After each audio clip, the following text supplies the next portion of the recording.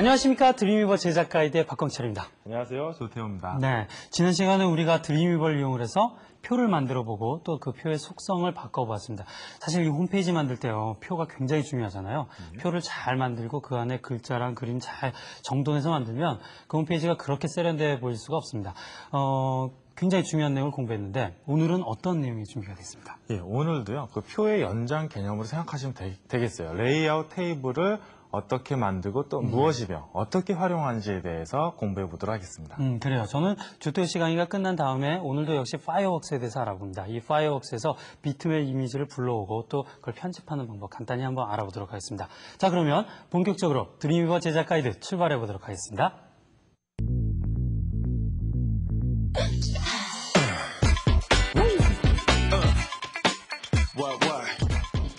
자, 드림위버 제작 가이드. 오늘 본격적인 수업에 앞서서요. 지난 시간에 배웠던 내용을 잠시 되짚어 드리겠습니다.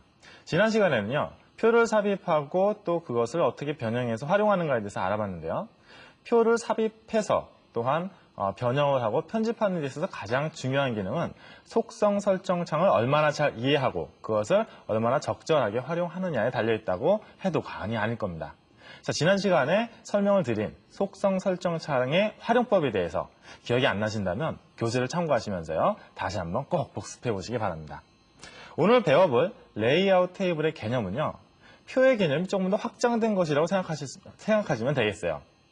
표를 이용해서 어느 부분에 이미지가 들어가고 어느 부분에 그림이 들어가고 어느 부분에 글씨가 들어가고 이러한 편집을 하는데 표를 단순히 코딩 작업을 하거나 아니면 표의 분할 기능을 이용해서 단순히 셀을 나누는 것만으로 이러한 그 효과를 내시기는 참 어려워요. 그래서 예로부터 표를 이용해서 웹페이지를 만들어야 하는데 근데 이 표를 좀 더 쉽게 만들 수 있는 방법이 없을까 많은 사람들이 고민을 하게 됐습니다. 자, 드림위버에서는요. 최초로 이러한 기능을 직관적으로 즉 마우스 클릭만으로도 멋진 레이아웃을 만들 수 있게끔 하는 기능을 보유하고 있습니다. 자, 이 기능을요. 오늘 이 시간 잘 들어오시면서 여러분들도 멋진 웹페이지 레이아웃을 만드시는 데 성공하시기 바랍니다. 자, 그럼 지금부터요. 본격적으로 레이아웃 테이블을 만들고 그 레이아웃 테이블의 속성을 어떻게 변화를 주고 바꿀 수 있는가에 대해서 알아보도록 하겠습니다. 자, 화면을 함께 보실까요? 자, 레이아웃 보기와 일반 보기의 개념 제가 첫 시간에 설명을 드렸었습니다. 다시 한번 제가 설명을 드리면요. 자, 보시면요. 레이아웃이라는 메뉴가 여기 있는데 이 밑에 보시면은 보기라고 있죠. 보기에 왼쪽 아이콘, 오른쪽 아이콘 두 개가 하나는 표준 보기, 하나는 레이아웃 보기 이렇게 두 개의 설명이 나오는 것만 보셔도 여러분들 무슨 기능인지 아시겠죠? 일반적인 표를 그리고 보는 기능은 이쪽을 클릭하시면 되고요. 제가 방금 설명드린 레이아웃 편집은 레이아웃 보기라는 이 아이콘을 클릭하시면 되는 겁니다. 자, 이 아이콘을 클릭을 한번 해볼게요. 클릭을 해서 보시면은 레이아웃이라고 되어 있는 이 부분에 자, 이렇게 레이아웃 셀 그리기와 레이아웃 표 그리기 아이콘이 활성화되는 것을 보실 수가 있을 겁니다. 아까 일반 보기에서는 선택을 할 수가 없었어요. 하지만 레이아웃 보기로 세팅을 하시면은 자, 이렇게 셀과 표를 그리실 수 있습니다. 자, 이 개념을 잠시 설명드리면요. 레이아웃 표 안에 레이아웃 셀이 들어가 있게 되는 겁니다. 레이아웃 표를 크게 그리시고 그 가운데 필요한 부분에 레이아웃 셀을 채워 넣으신다고 기억을 하시고 지금부터 간단하게 한번 이 두 가지 기능을 이용해서 표를 한번 만들어 보도록 하죠. 자, 레이아웃 표 그리기 아이콘을 선택을 하고요. 이렇게 스테이지로 마우스를 가지고 옵니다. 이 상태에서 자기가 원하는 만큼의 크기에 자, 이렇게 사각형을 그려보겠습니다. 자, 이렇게 그리신 상태에서 가만히 보시면은 이러한 레이아웃 표라는 제목에 사각형이 이렇게 그려지는 것을 보실 수가 있습니다. 자, 여기서 잠깐 살펴보시면은 레이아웃 표는 이렇게 연두색으로 나타나기 때문에 어떻게 보시면 잘 안 보이실 수도 있어요. 그래서 이게 이 색깔을 바꿀 수 없을까 고민하시는 분께 이 색깔을 어떻게 바꾸는지 그리고 레이아웃 표의 일반적인 세팅은 어떻게 하는지에서 가르쳐 드리도록 하겠습니다. 편집으로 오셔서요. 편집 맨 아래에서 두 번째에 보시면은 환경 설정이라고 있죠. 자, 환경 설정이라는 부분을 클릭하시면 여러 가지 세팅을 할 수 있는 창이 이렇게 뜨는데요. 자, 이 중에서 위에서 네 번째 레이아웃 보기라는 곳이 있어요. 자, 이 부분을 클릭하시면은 레이아웃 보기에 관련된 세팅을 하실 수가 있게끔 마련이 되어 있습니다. 하나씩 제가 설명을 드릴게요. 자, 스페이서 자동 삽입이라는 부분은 뭐냐면요. 레이아웃 표를 그리고 셀을 그릴 때 어쩔 수 없이 오브젝트 양쪽에 빈 공간이 생기는 경우가 있어요. 자, 이러한 경우에 그 공간을 채우기 위한 자그마한 이미지들을 자, 이 스페이서 이미지로 만든 뒤 삽입하게 되는 거예요. 스페이서 이미지는 따라서 작고 또한 투명한 색을 지닌 그런 이미지가 되겠죠. 밑에 보시면은 이런 스페이서 자동 삽입 기능을 사용하지 않게끔 할 수도 있고요. 스페이서 이미지, 방금 설명드린 그 스페이서 이미지를 어디서 가지고 올 수도 있고요. 자, 지난 시간에 만들었던 표 그리기 연습이라는 사이트 혹은 그 밖에 사이트에서 가지고 올 수도 있고요. 이미지 파일을 직접 검색하거나 만들어진 것을 스페이서로 지정을 해줘서 스페이서를 따로 여러분들이 설정하실 수도 있습니다. 그리고 셀 윤곽선, 강조 표시, 표 윤곽선, 표 배경 등등이 바로 제가 방금 말씀드렸던 레이아웃 보기의 기능을 지금 연두색으로 이렇게 밖에 보이고 있는데 다른 색깔로 보이게끔 하는 옵션이에요. 자, 표 윤곽선 기능을 선택을 하시고요. 이 색깔을 조금 더 진한 색으로 이렇게 바꿔보겠습니다. 자, 바꿔주니까요. 그리고 확인을 누르시면은 방금 보셨던 레이아웃 표라는 그곳에 테두리 색깔이 자, 보시는 바처럼 진한 색으로 바뀌었다는 거 아실 수가 있겠죠. 이렇게 여러분들 작업 환경을 마음껏 조정을 하실 수가 있습니다. 자, 다시 본론으로 들어가서요. 레이아웃 표를 어떻게 구성을 하는가에 대해서 알아보도록 하겠습니다. 레이아웃 표 안에 레이아웃 셀이 들어간다고 제가 설명을 드렸죠. 자, 레이아웃 셀을 삽입하기 위해서는요. 왼쪽에 레이아웃 부분에서 레이아웃 셀 그리기를 클릭하셔서 자, 이렇게 이 중간에 원하시는 곳에 이렇게 네모칸을 그려주시면 됩니다. 자, 그러면요. 한번 하나 더 그려볼까요? 자, 여기에 뭔가 하나 들어가게끔 설정할 수가 있고요. 또 하나, 자, 셀 그리기를 클릭하신 다음, 자, 이 부분에 하나를 들어가게끔 하겠습니다. 자, 이렇게 해서, 자, 이 부분에, 1, 이 부분에 2라는 숫자를 확인하기 위해서 제가 넣어봤고요. 자, 이렇게 해서, 글씨를 혹은 오브젝트를 이 안에 삽입할 수 있게끔 만들어진 상태로 쉽게 제가 편집을 했는데, 일반 보기 기능에서 이게 어떻게 나타나는지를 한번 보여드릴게요. 자, 이 상태에서 레이아웃 보기에서 일반 보기로 바꿔보겠습니다. 일반 보기로 바꾸니까 자, 지난 시간에 여러분들이 표를 배우셨기 때문에 이러한 표를 어떻게 만드는지는 다 기억을 하실 거예요. 하지만 이런 표를 만들기 위해서 굉장히 많은 고민을 했어야겠죠. 몇 칸을 나눌 것인가 하다가 보니까 요 두 셀을 합쳐야겠구나, 또 요 셀을 또 합쳐야겠구나, 이런 식으로 고민을 많이 하셨을 텐데 방금 제가 보여드린 것처럼 마우스를 클릭해서 끌어다 주는 것만으로도 여러분들이 쉽게 표를 이렇게 만드실 수 있다는 것을 직접 확인을 하실 수가 있었을 겁니다. 이렇게 레이아웃 기능, 레이아웃 표 그리기 기능은요, 복잡했던 표 그리기 기능을 아주 간단하고 하지만 좀 더 효과적이고 명확하게 바꿔놨다고 여러분께 설명을 드릴 수 있겠네요. 자, 그럼 계속해서 이러한 기능을 이용해서 또 다른 예제를 한번 만들어 보도록 하겠습니다. 자, 언제나 새로운 예제를 만들기 전에 새 사이트를 지정을 하신 다음 만드시는 것이 중요하겠죠. 자, 사이트 메뉴에서 자, 새 사이트 명령을 클릭했어요. 이 부분은 몇 차례 거듭했으니까 다 아시리라 믿습니다. 자, 사이트 이름을요, 정해줘 보죠. 자, 레이아웃 연습, 이렇게 사이트 이름을 정해주고요. 자, 폴더를 정해줘서 선택을 하겠습니다. 자, 그 상태에서 확인을 누르시면 자, 사이트 윈도우가 열리면서 현재 폴더가 이렇게 나와 있는 것을 여러분도 확인하실 수가 있을 겁니다. 이 상태에서 새 파일을 추가해 볼게요. 새 파일을 추가하시고 이름을 레이아웃이라고 정해 보겠습니다. 자, 이 상태에서 이 레이아웃이라고 방금 만들어진 파일을 더블 클릭하시면 새 창이 뜨죠.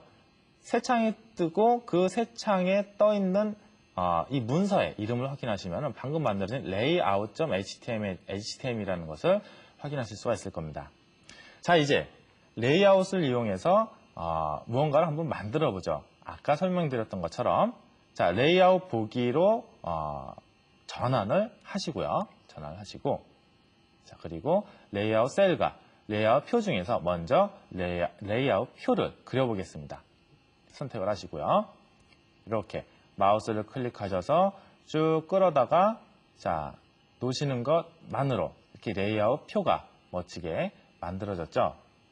자, 그리고 한 번 더 레이아웃 표를 한번 삽입하기 위해서 레이아웃 표 아이콘을 클릭하시고 자, 이렇게 한번 이 옆에다 만들기 위해서 마우스를 가져가 볼까요? 자, 가져가는 순간 마우스 잘 보세요. 자, 이렇게 안 된다는 표시가 나타나죠. 레이아웃 표는요, 한번 그려지면 이 옆이 아니라 이 안쪽 혹은 아래쪽에 만드셔야 된다는 것 잊지 마시기 바랍니다. 자, 그럼 안쪽에다가 제가 여기다가 이렇게 한번 레이아웃 표를 만들어 볼게요. 그리고 아래쪽에다가 자, 하나를 더 만들어 보겠습니다. 아래쪽에다가 자, 클릭하시고 좀 길게 이렇게 한번 만들어 볼까요? 자, 그러면요, 레이아웃 표가 위에도 있고 그 가운데 있고 아래에 있고 이렇게 세 가지가 만들어졌다는 거 아실 수가 있을 겁니다. 이 상태에서 자, 레이아웃 표 중에 가운데 들어있는 레이아웃 셀을 한번 삽입해 볼게요. 레이아웃 셀을 삽입하시기 위해서는 레이아웃 셀 아이콘을 클릭하시면 되겠죠. 클릭하시고 나서 자, 이렇게 표 안에 셀을 그려주시면 돼요. 자, 이렇게 그려보겠습니다. 이제 이 안에 무언가를 삽입할 준비가 되었다는 뜻입니다. 여기에 아까는 제가 1, 2 이렇게 텍스트를 넣어봤지만 이번에는 이미지를 한번 넣어보도록 하겠습니다. 자, 이미지를 넣기 위해서요. 자, 이미지 아이콘을 클릭하시고요. 그럼 어떤 이미지를 넣을 것인지 선택하라고 나오죠. 자, 이미지라는 폴더 속에서 지금 제가 준비한 이미지를 선택을 하겠습니다. 선택을 하면요. 셀에 자, 이렇게 이미지가 들어와 있는데요. 지금 발견하셨는지 모르겠어요. 자, 셀의 크기가 사실은 좀 작았죠. 작았지만 이 이미지의 크기에 맞게끔 이 이미지에 맞게끔 이렇게 자동으로 확장됐다는 것도 여러분들 아실 수가 있을 겁니다. 자, 이제요. 레이아웃 표 자체를 어떤 식으로 편집할 수 있는가를 한번 보여드릴게요. 먼저 이 레이아웃 표 아래에 있는 표가 자, 위에 있는 표보다 너무 길죠. 너무 길게 그렸어요. 자, 이 위에 있는 레이아웃 표보다 아래에 있는 레이아웃 표가 너무 기니까 자, 이 레이아웃 표를 줄여볼까요? 줄이기 위해서는 레이아웃 표라는 타이틀을 클릭하시고요. 그리고 자, 이렇게 아래로 좀 이렇게 내려서 다 보이게끔 하겠습니다. 자, 이렇게 줄여주시면은 바로 위와 아래가 딱 맞게끔 세팅이 새로 되죠. 자, 그리고요. 이 레이아웃 표 자체를 움직일 수 있어요. 제가 한번 보여드릴게요. 자, 레이아웃 표라는 이름을 클릭하신 상태에서 자, 이렇게 움직여 보세요. 점선이 움직이죠. 점선이 움직인다는 얘기는 이 표 자체를 이렇게 원하는 위치에 옮기실 수가 있다는 뜻입니다. 당연히 이 안에 셀들이 원하는 위치에 원하는 크기로 다시 재편성이 자동으로 된다는 얘기겠죠. 자, 이렇게 제가 가운데다가 이렇게 위치를 시켜볼게요. 자, 이제 레이아웃 표 안에 이 레이아웃 셀이 들어와 있는데요. 이 레이아웃 셀이 보시다시피 왼쪽으로 치우쳐져 있죠. 오른쪽으로 이동하게끔 하려면 어떻게 하면 될까요? 자, 먼저 이렇게 전체를 선택하신 상태에서 자, 이렇게 지금 제가 화살표 키를 누르고 있어요. 화살표 키를 계속해서 오른쪽으로 누르시면 오른쪽으로 이동합니다. 아래로 누르시면 아래로 이동하죠. 왼쪽으로 누르면 역시 왼쪽으로 이동하고요. 이렇게 해서 정가운데 위치를 맞춰줄 수도 있고요.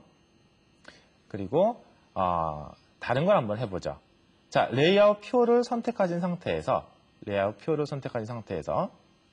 이 레이아웃 표 자체의 크기를 변동하실 때는 이 끝점을 이렇게 움직이면 된다는 것 말씀을 드렸죠.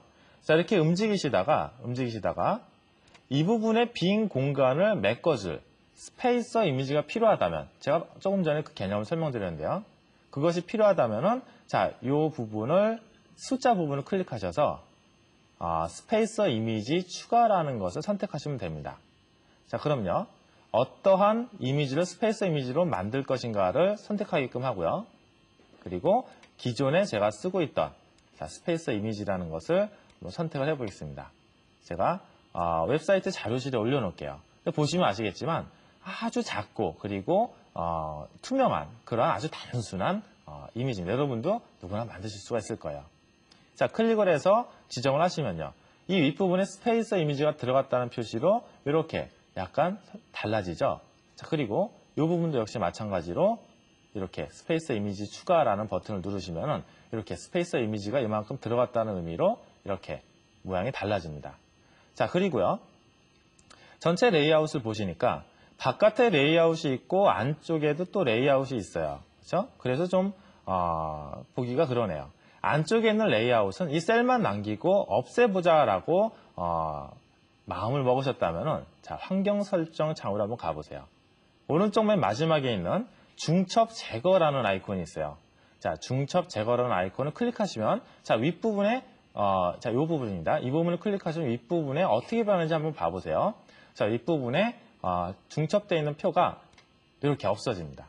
없어지고, 자, 이 가운데 새로운 셀만이 남아있죠. 그리고요, 이 상태에서 이 셀의 크기를 이렇게 늘려주시면은 어떻게 될까요? 자, 이 가운데 이미지보다 이 주변에 공간이 더 남겠죠. 이럴 경우에 이 가운데에 들어있는 오브젝트를 어떤 식으로 위치를 할 것인지 설정하실 수가 있습니다. 자, 예를 들어서 정 가운데에 위치하게끔 한번 만들어 볼게요. 그러면요, 셀을 이렇게 클릭하시면 셀 속성 설정 창이 이렇게 나오죠. 자, 이 상태에서 수평값과 수직값을 맞춰주시면 돼요. 수평값을 가운데로, 그리고 수직을 중간으로 세팅하시면 가운데에 다시 제 위치가 되는 것을 아실 수가 있을 겁니다. 자, 이 주변에 색깔을 채우고 싶다 하시면요, 역시 이 셀을 선택하시고요. 배경색을 지정을 해주시면 됩니다. 자, 파란색으로 한번 지정을 해볼까요? 자, 그럼 셀 배경이 이렇게 채워지죠. 자, 이번에는요, 이 아랫부분에 한번 설명을 넣기 위해서 또 다른 셀을 한번 만들어 볼게요. 셀을 한번 그려볼게요. 역시 셀 레이아웃 그리기, 레이아웃 셀 그리기 아이콘을 클릭하시고, 자, 이렇게 채워 넣으셔서 여기다가 원하시는 글씨를 여러분들이 써 넣으실 수 있다는 것을 보여드리고 있습니다. 자, 이제 이 윗부분에 레이아웃 표라고 되어 있는 이 부분에, 자, 보시면은 위쪽과 아래쪽에 쓸데없는 공간이 혹시 있는지를 확인하게끔 하는 그런 기능이 있어요. 자, 보시면은요, 레이아웃 표를 선택을 하신 상태에서 자, 행 높이 지우기라는 부분이 있죠. 자, 행 높이 지우기, 자, 아래 속성 설정 창에서 행 높이 지우기 부분을 클릭하시면은, 자, 한번 검토를 해보고 이렇게 윗부분 아랫부분에 줄일 만한 곳을 이렇게 줄여줍니다. 아랫부분도 이렇게 선택하시면은 해당되는 것만 남겨놓죠. 자, 이렇게 해서, 자, 이 윗부분에 크기와 정렬되는 것을 여러분들 마음대로 선택할 수가 있다는 것을 설명을 드렸고요. 또한 미리 보기를 통해서 지금 만들고 있는 이러한 예제가 어떻게 진행이 되고 있는지를 여러분들 확인하실 수 있을 겁니다. 자, 오늘 이렇게 해서요, 레이아웃 보기 기능, 레이아웃 세팅 기능에 대해서 알아봤습니다. 다음 시간에는요, 프레임을 어떻게 나누고 또한 설정하는가에 대해서 배워볼 겁니다. 다음 시간에 뵙겠습니다.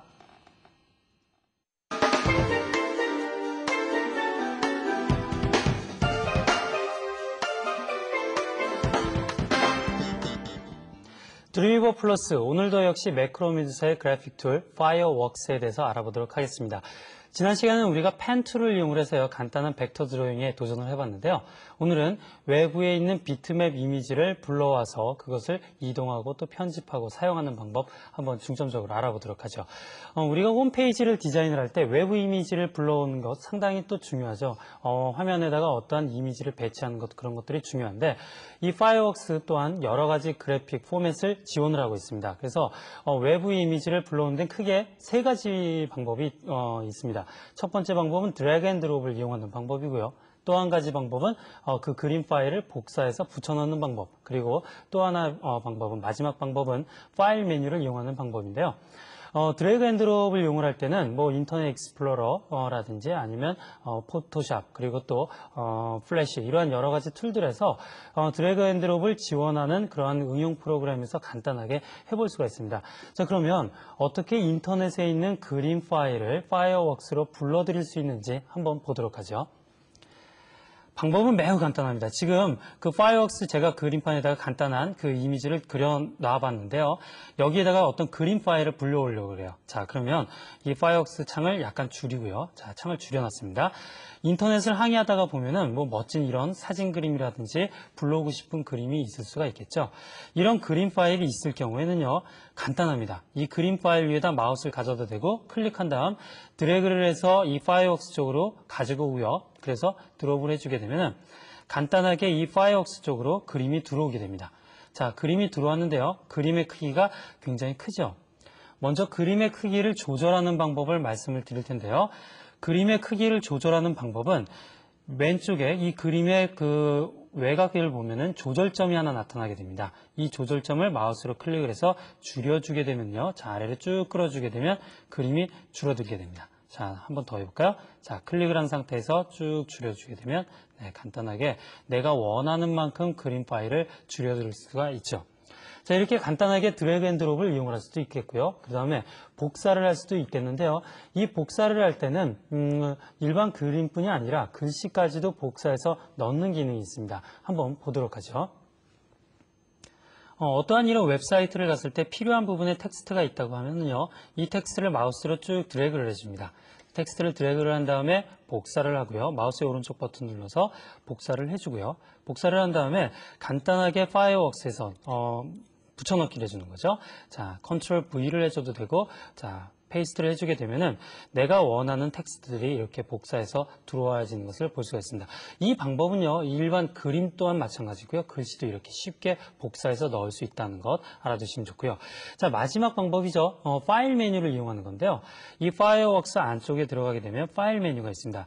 이 파일 메뉴로 들어가서 임포트라는 메뉴, 하위 메뉴를 볼 수가 있는데요. 파일의 임포트로 들어와서 외부 그림 파일을 불러옵니다. 자, 파일의 임포트를 선택하게 되면은 내가 원하는 그림 파일을 선택해 줄 수가 있는데요. 마우스로 내가 원하는 그림 파일을 선택하면 오른쪽에 미리 보기 창에서 어떠한 그림인지도 볼 수가 있고요.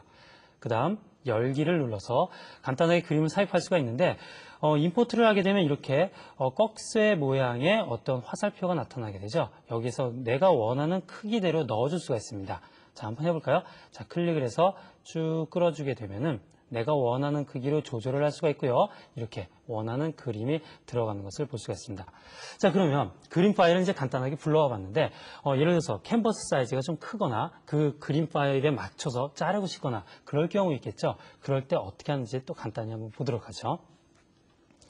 자, 지금 보면은요, 이렇게 우리가 그림 파일, 또 이 아래 그림, 그리고 텍스트, 이런 여러 가지 그 객체들을 불러 들어왔는데요. 여기에서 지금 이 외곽선 없이 내가 원하는 부분을 딱 잘라서 사용하고 싶다. 그러니까 이 아랫부분에 빈 공간이 많다. 이럴 경우에는요, 간단하게 모디파이 메뉴로 들어가게 됩니다. 모디파이 메뉴로 들어가게 되면은 여러 가지 메뉴가 있는데요. 이미지 전체의 크기를 바꿔주는 것, 혹은 도화지의 전체 사이즈를 바꿔주는 것, 혹은 이 캔버스의 배경색, 컬러를 바꿔주는 것, 여러 가지 메뉴가 있는데 그 아래에 보면요, 트림 캔버스라고 있습니다. 이 트림 캔버스를 한번 실행을 한번 해보도록 하죠. 자, 클릭을 해서 실행을 시키게 되면 어떻게 됐습니까? 우리가 지금 삽입해왔던 그림들 그리고 또 글씨 이것을 기준으로 해서 외곽에 있는 것들을 모두 잘라내는 것을 볼 수가 있습니다. 그러니까 기존에는요 이만했죠, 그렇죠? 그랬는데 트윈 캔버스를 하고 나니까 이 선에 맞춰져서 잘라진다는 것. 이거는요 여러분들 웹 디자인할 때 상당히 중요한 부분입니다. 그러니까 여러분께서 보통 이제 메뉴나 어떤 사진 아이콘 같은 것을 디자인을 했을 때요 그 외곽선에 맞게끔 경계선에 딱 맞춰서 그 그림 파일을 자를 필요 많이 느끼시죠? 그럴 때 이 트윈 캔버스를 통해서 외곽선에 맞춰서 자른 다음 그 그림 파일을 GIF 파일로 저장을 하게 되면은 간단히 웹에서 사용을 할 수가 있겠죠. 자, 이 그림을 보면은요, 지금 이제 비트맵 이미지들 몇 컷과 그리고 또 글씨, 그리고 또, 벡터 이미지, 여러 가지가 조화가 되어 있는데요. 우리가 이제 그 배경을 어떤 편집을 한다든지 아니면 어떤 이미지의 사이즈를 변경한다든지 그럴 때 내가 선택하고자 하는 오브젝트를 정확하게 선택하고 또 편집하는 그런 방법이 좀 필요할 텐데요. 그럴 때가 필요할 때가 있는데, 이거는 여러 가지 레이어들이 중첩이 되어서 편집을 하고 있기 때문에 선택하는 툴이 굉장히 좀 복잡하고 사용하기 어려운 부분이 있습니다. 간단하게 어떻게 그 오브젝트를 선택하고 사용하는지 한번 보도록 하죠. 간단합니다. 지금 화면에 보면은요, 까만색 화살표 있죠? 바로 이 포인터 툴을 이용해서 내가 선택하고자 하는 오브젝트를 선택해 주면 되는데요. 마우스로 이렇게 선택을 하게 되면 가져가면 빨간색 외곽선이 되고요. 선택하게 되면 파란색으로 바뀌어지게 됩니다. 마찬가지로 이것도 선택을 하게 되면 파란색 외곽선으로 바뀌어지게 되는 걸 볼 수가 있는데 지금 보면은요, 이렇게 바깥에 있는 이 녹색 사각형이 있고요. 또 이 녹색 사각형 밑에 원형이 하나 있습니다. 그렇죠? 네, 보이시죠? 원형이 있고 그 위에 또 그림들이 이렇게 있는데 예를 들어서요. 지금 현재 제가 약간의 빈틈이 있기 때문에 이 원형을 찾아가기가 쉬운데 예를 들어서 이 원형의 크기를 조절하고 싶을 때 빈틈이 보이지 않는다. 선택하기 까다로울 때는요. 이 포인터 툴을 계속 누르게 되면 하위 메뉴에서 이 서브 셀렉트 툴이 나오게 됩니다. 바로 이 툴인데요. 이 툴을 마우스로 선택을 하게 되면은 자, 선택이 되어 있죠? 이 상태에서 사각형 밑에 있는 오브젝트로 바로 선택이 되게 됩니다. 그러니까 이 오브젝트 밑에 가려져서 선택하기가 힘들었던 오브젝트들을 쉽게 선택을 할 수가 있는 겁니다. 이 그림 밑에 분명히 원형이 있는데요. 자, 이 원형 위에 가져다 되지 않더라도 그 아래에 있는 것까지도 쉽게 선택할 수 있다는 것이요. 그리고 지금 이 원형은 벡터 이미지죠. 우리가 비트맵 이미지는 외곽선을 가지고 크기를 조절할 수 있었지만요. 벡터 이미지는 그 외곽선에 이걸 조절을 해서 모양도 변화할 수가 있는데요. 모양을 조절할 때는요. 바로 이 서브 셀렉션 이 툴을 이용해서요. 자, 이 하얀 흰색 화살표 이 툴을 이용해서 간단하게 외곽선을 이용해서 어떤 이미지 형태를 조절할 수 있다는 것도 알아두시면 좋을 것 같습니다. 자, 간단하게요. 우리가 비트맵 이미지를 불러오고 또 그 비트맵 이미지의 경계에 맞춰서 캔버스 사이즈도 변경하는 방법 이런 것들을 알아봤는데요. 여러분들께서 오늘 배운 이 드림위버 툴 그리고 또 파이웍스 툴 열심히 공부하셔서 다음 공부하실 때 지장 없도록 그렇게 준비하시는 건 어떨까 그런 생각이 듭니다. 자, 저는 이만 물러가도록 하겠습니다. 열심히 공부하시기 바랍니다. 안녕히 계십시오.